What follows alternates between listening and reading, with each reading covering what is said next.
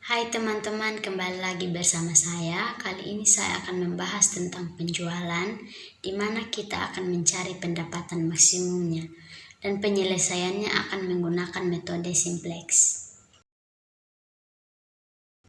Jadi ini soalnya ya.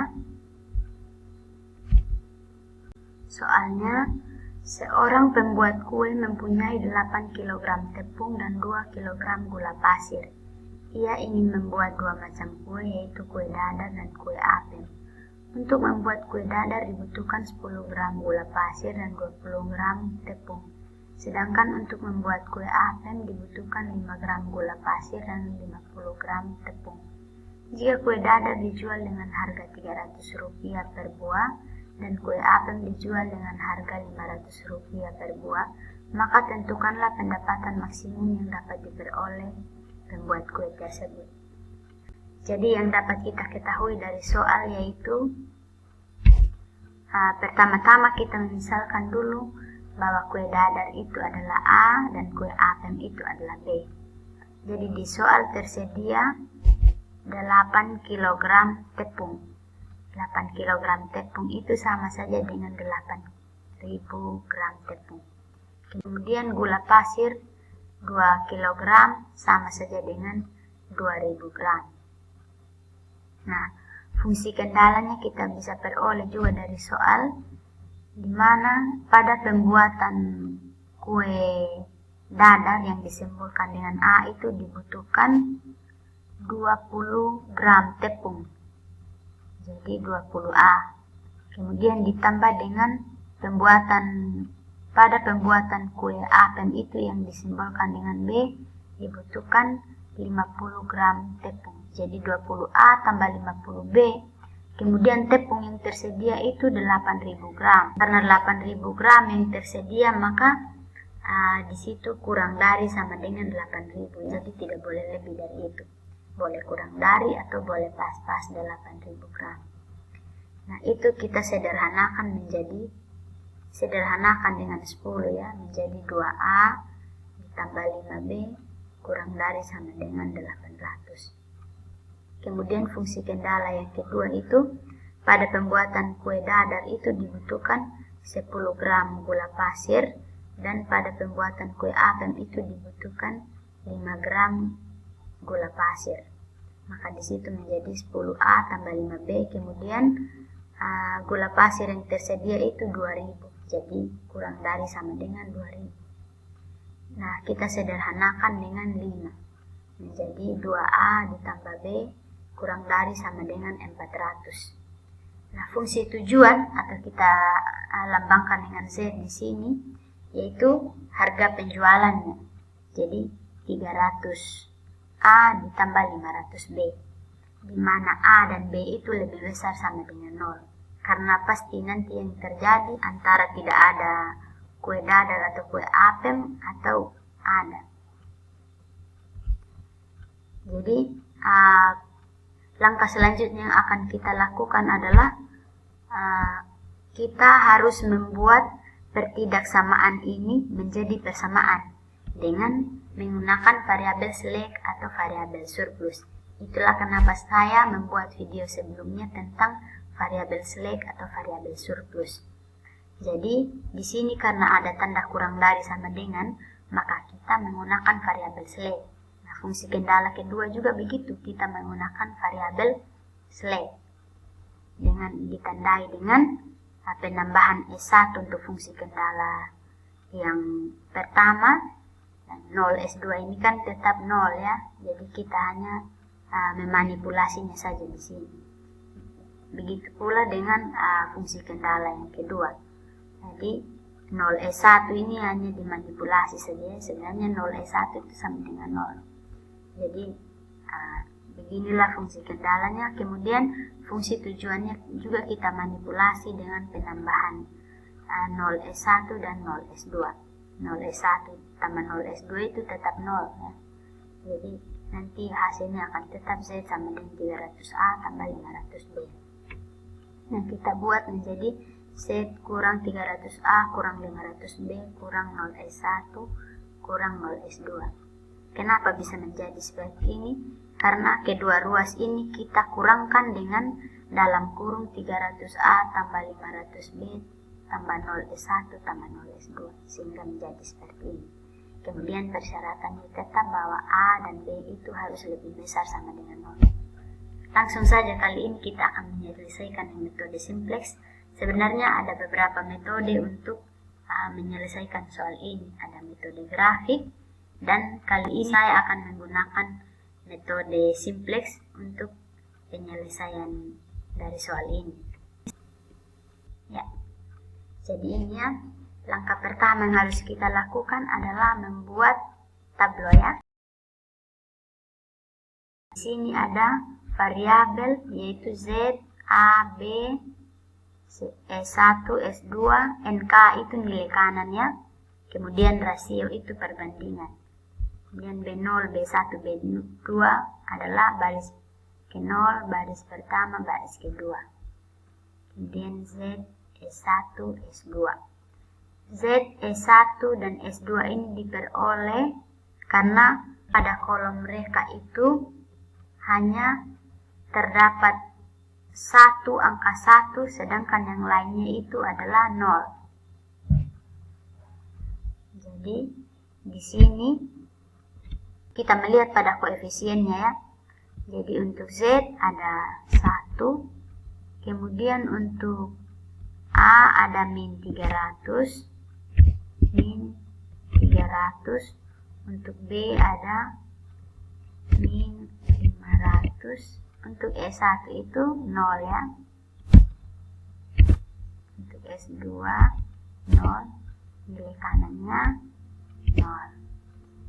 Kemudian untuk fungsi kendala pertama, variabel Z tidak ada di sini ya, berarti 0, A 2, koefisien B 5, S1 ada 1, S2 0, NK-nya 800. Kemudian untuk fungsi kendala yang kedua, Z-nya 0, A-nya 2, B-nya 1, S1-nya 0, S2-nya 1. Kemudian nilai kanannya 400. Oke teman-teman, langkah selanjutnya yang harus kita lakukan adalah menentukan kolom kunci, baris kunci, dan unsur kunci. Jadi dalam persyaratannya tadi bahwa A dan B itu harus lebih besar sama dengan 0. Oleh karena itu, kita harus memperhatikan di sini ya, A di sini masih min 300 dan B min 500 ya. Oleh karena itu belum memenuhi persyaratannya ya. Jadi persyaratannya akan terpenuhi jika A dan B ini sudah lebih besar sama dengan 0 ya. Jadi untuk menentukan kolom kuncinya yaitu kita melihat nilai yang paling kecil antara A dan B ini. Jadi nilai yang paling kecil adalah min 500. Jadi ini merupakan kolom kunci ya. Kolom kunci. Kemudian untuk menentukan baris kunci itu kita perlu mengisi rasionya di sini. Rasionya ini didapat dari nilai kanan dibagi dengan kolom kunci. Jadi 800 dibagi 5 ya. Ya, 160. Kemudian 400 dibagi 1. Ya, hasilnya 400 ya. Kemudian berarti setelah itu kita menentukan di rasio ini nilai yang mana yang paling kecil. Jadi nilai yang paling kecil adalah 160. Maka baris ini merupakan baris kunci ya. Merupakan baris kunci.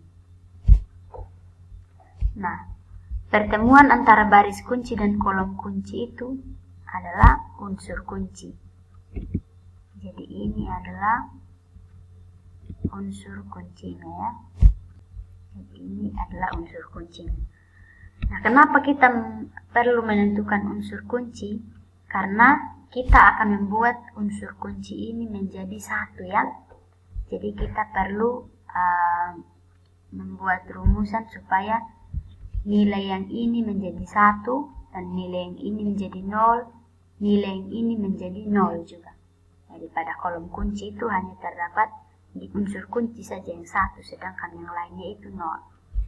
Jadi untuk selanjutnya pada tablo kedua, kita sebut saja pada tablo kedua nanti ini adalah B0 aksen, B1 aksen, dan B2 aksennya.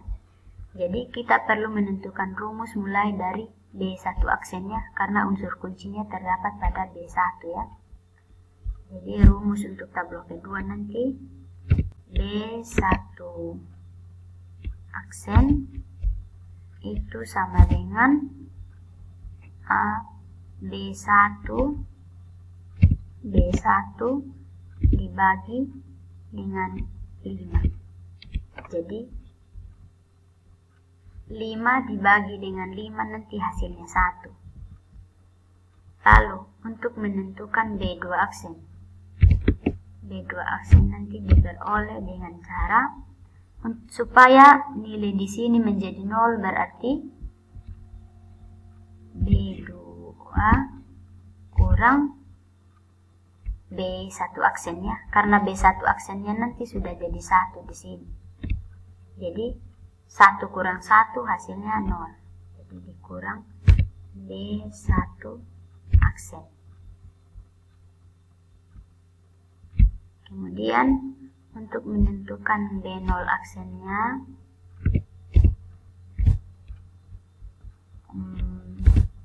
supaya di sini 1 berarti B0 ditambah. Kenapa kita tambah? Karena di sini lawan bilangan dari negatif itu adalah bilangan positif ya. Jadi ditambah 500 B1 aksen.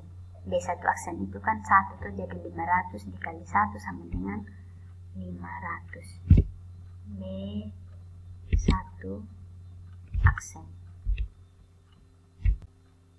Jadi inilah rumus yang akan kita gunakan pada tablo kedua.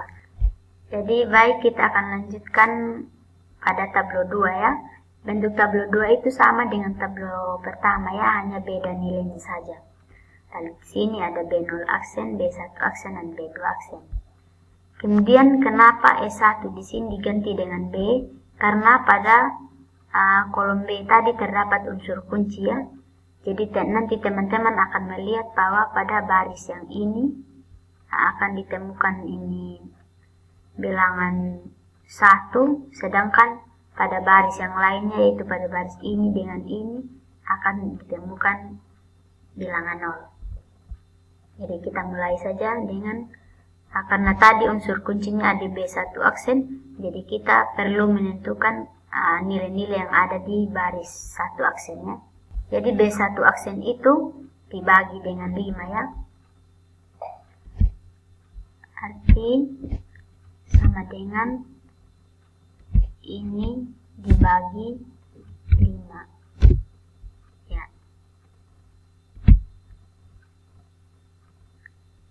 Lalu ini dibagi 5.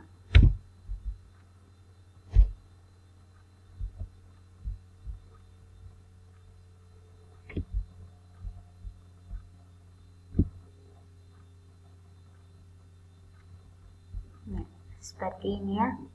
Ini belum ya, rasionya belum. Lalu untuk B2 aksennya rumusnya di sini B2 kurang B1 aksennya, berarti sama dengan B2 dikurangi B1 aksennya ya. Di sini pun demikian. B2 dikurangi B1 aksennya. Ya. Untuk selanjutnya digunakan seperti itu ya, jadi kita perlu menarik ini saja. Ya. Kemudian untuk B0 aksennya. B0 aksennya di sini B0 ditambah 500 B1 aksen. Jadi sama dengan B0 ditambah dengan 500 kali B1 aksennya. B1 aksennya ini tadi. Enter. Ya, jadi nilainya 1 di sini. Nah, karena kita sudah menulis rumusnya di situ, maka kita hanya perlu menarik ini saja. Ya. Teman-teman bisa melihat di sini bahwa di B ini hanya terdapat angka 1 saja, kemudian yang lainnya itu 0. Terbukti seperti apa yang saya katakan. Kemudian, apakah nilai A dan B-nya itu sudah memenuhi syarat bahwa harus lebih besar sama dengan 0? Nah, di sini nilai A-nya masih min 100 ya. Jadi, ini akan menjadi kolom kunci ya.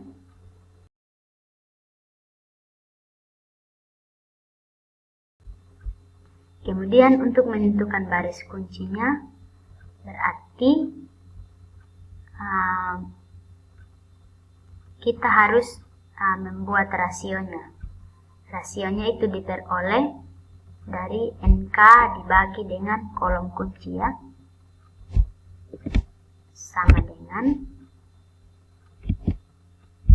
ini dibagi ini. Ya. Sama dengan ini dibagi ini. Untuk menentukan baris kuncinya berarti kita melihat nilai yang paling rendah. Nilai yang paling rendah di sini adalah 150. Berarti ini yang menjadi baris kuncinya ya. Ini yang menjadi baris kuncinya. Lalu pertemuan antara baris kunci dan kolom kuncinya yang disebut dengan unsur kunci. Jadi inilah unsur kuncinya.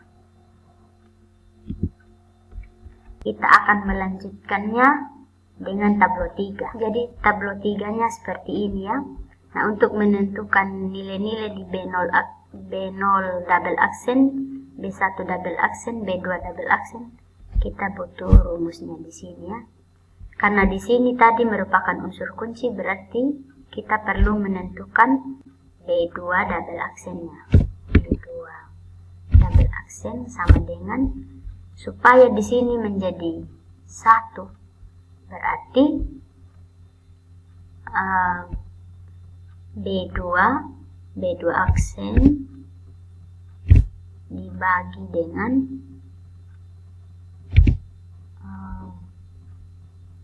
1,6 ya. Bagi dengan 1,6.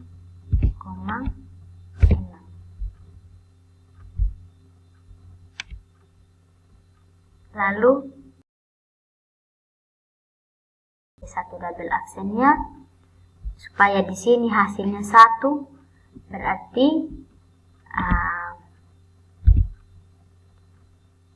B1 aksen dikurangi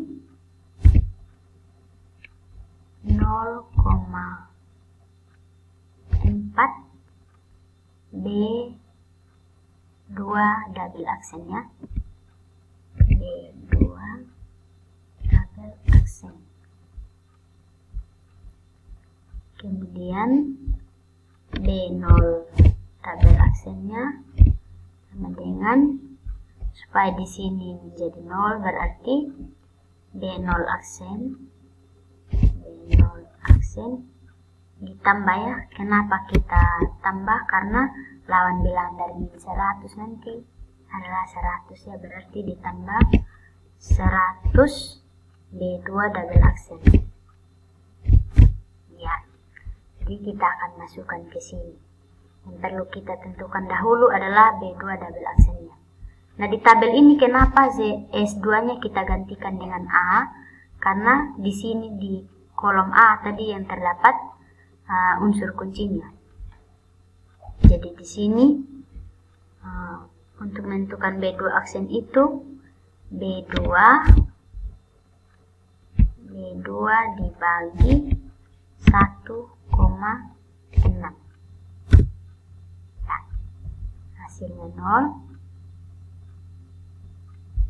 Lalu karena kita sudah menentukan rumus itu, kita hanya perlu menariknya saja. Ya, seperti ini.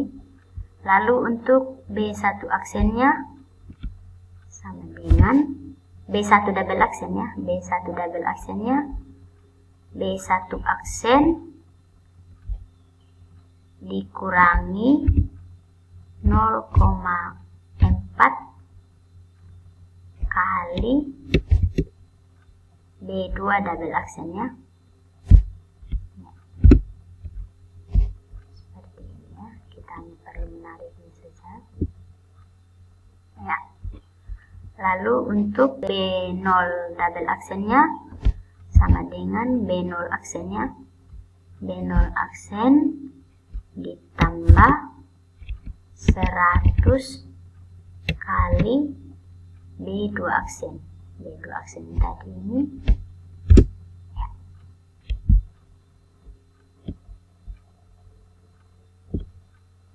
Ya, kita sudah mendapatkan hasilnya.